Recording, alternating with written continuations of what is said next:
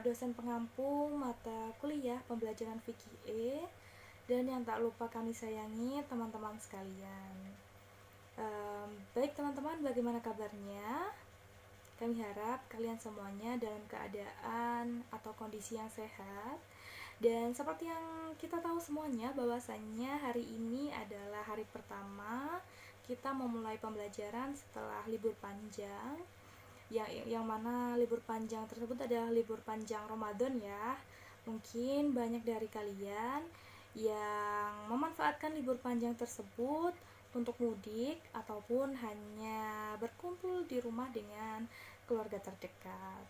Baik, pada kesempatan kali ini kami dari kelompok 8 yang beranggotakan 2 orang. Yang pertama adalah saya sendiri, Devian Anggraini, dan yang kedua adalah Siti Zumratul Rashidah. Dan di sini kami akan membahas tentang jual beli, murabahah, salam, dan khiyar. Selamat menikmati. Baik, yang saya bahas terlebih dahulu di sini adalah tentang jual beli, di mana jual beli dalam istilah fikih disebut dengan al-bai', yang berarti menjual, mengganti, dan menukar sesuatu dengan sesuatu yang lain. Yang mana di sini Syekh Zakaria Al-Ansyari dalam kitabnya Fath al-Wahhab mengartikan jual beli dengan tukar menukar yang diperbolehkan. Lalu rukun dari jual beli di sini ada 4 rukunnya.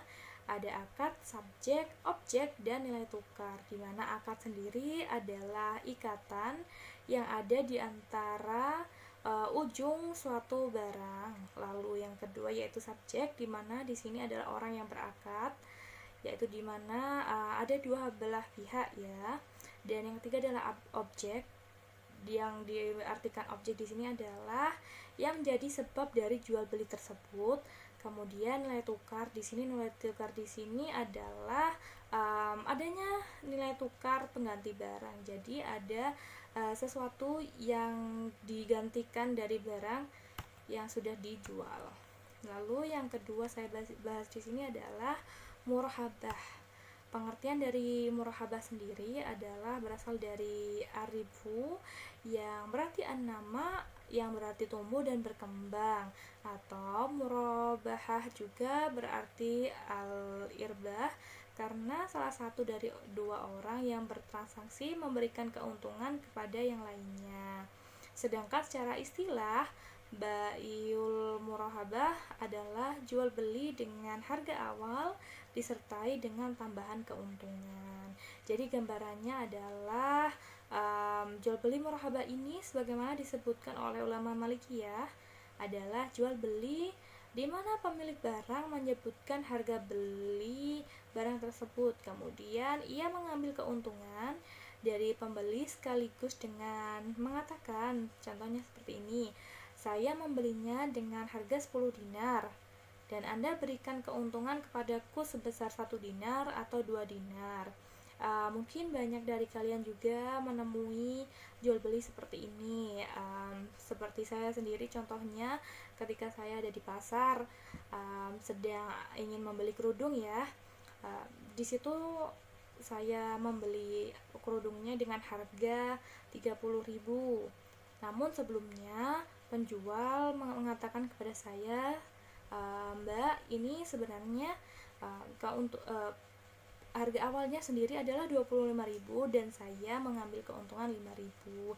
Jadi Mbak bisa memberikan saya uang sebesar 30.000 untuk satu kerudung ini, seperti itu.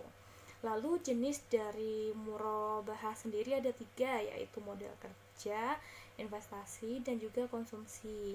Yang saya bahas di sini yang pertama adalah modal kerja, di mana ini ditunjukkan untuk pembelian barang-barang yang akan digunakan sebagai modal kerja, yang mana modal kerja adalah jenis pembiayaan yang diperlukan oleh perusahaan untuk operasi sehari-hari. Kemudian jenis murabahah kedua yaitu investasi, di mana pembiayaan jangka menengah atau panjang yang tujuannya untuk pembelian barang modal yang diperlukan untuk rehabilitasi, perluasan, atau pembuatan proyek baru. Dan jenis murabahah yang ketiga adalah konsumsi, yang mana di sini pembiayaan perorangan untuk tujuan non bisnis, termasuk pembiayaan pemilikan rumah dan juga mobil. Lalu proses murabahah sendiri di sini hanya dua, sangat simpel sekali. Yang pertama adalah diketahuinya harga pokok, dan yang kedua adalah diketahuinya keuntungan yang ditetapkan atau laba yang ditetapkan oleh penjualnya, seperti contoh yang saya katakan tadi. Seperti itu. Selanjutnya adalah salam. Pengertian dari salam sendiri adalah jual beli yang pembayarannya dilaksanakan di awal atau ketika akad berlangsung, dan penyerahannya barang akan diserahkan di akhir sesuai dengan perjanjian sang penjual dan juga pembeli. Dalam menggunakan akad salam hendaknya menyebutkan sifat-sifat dari objek jual beli salam yang kemungkinan bisa dijangkau oleh pembeli, baik berupa barang yang ditakar, ditimbang maupun diukur.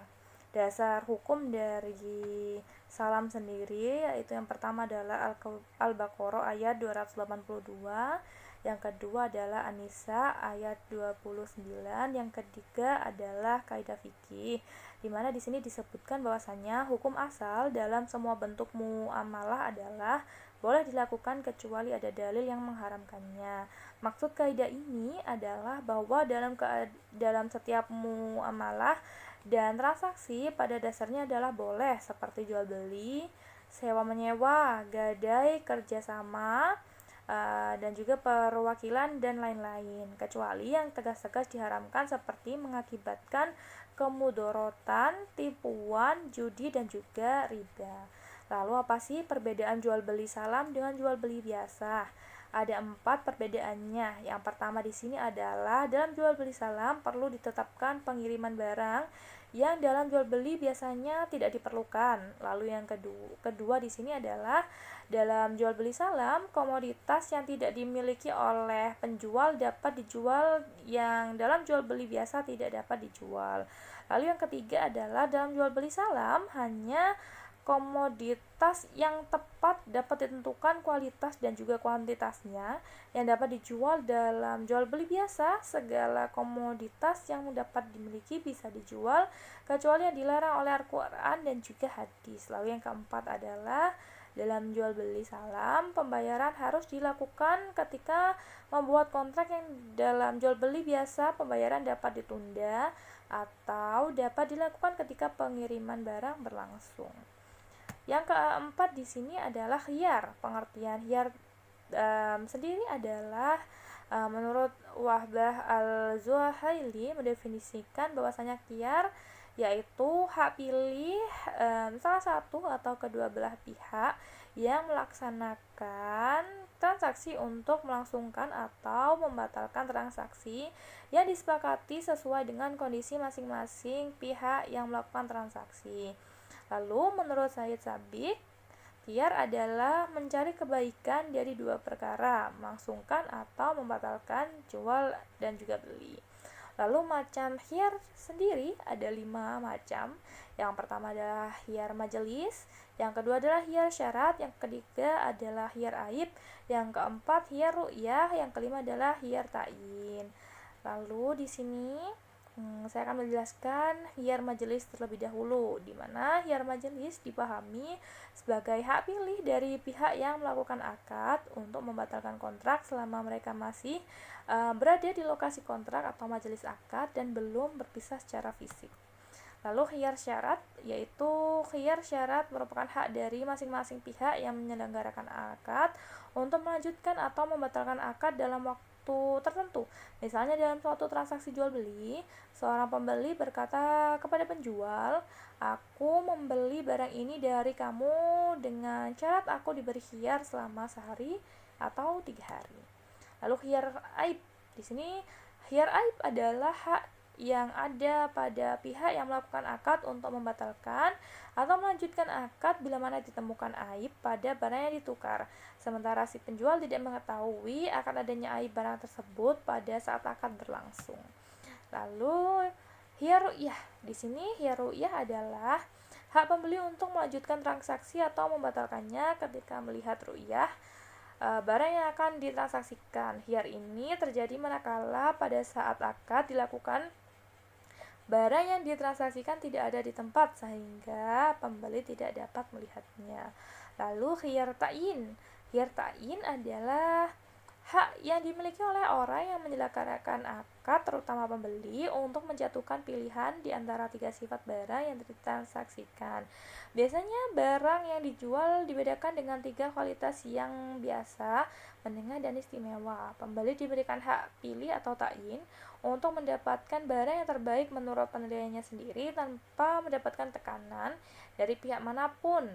Khiyar ini pun berlaku pada akad yang mengandung tukar balik seperti jual beli. Dan terima kasih. Itu tadi presentasi atau paparan yang dapat kami sampaikan. Terima kasih atas waktunya. Wassalamualaikum warahmatullahi wabarakatuh.